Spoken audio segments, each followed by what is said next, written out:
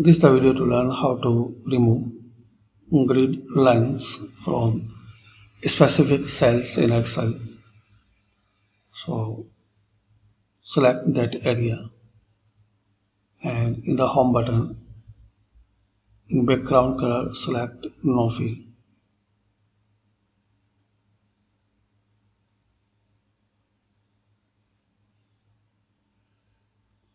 and or select white color.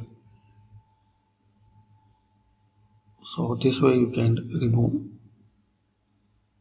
and make the all borders. Select this think outside border and the background select no fill. Select the white color. So just select that area and in the background color select white color. So that particular area will be removed. And another way in the view select click here and remove the grid lines. Now select any particular area.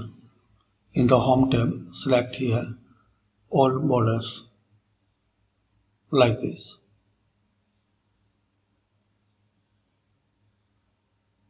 So you can show the any particular area grid lines.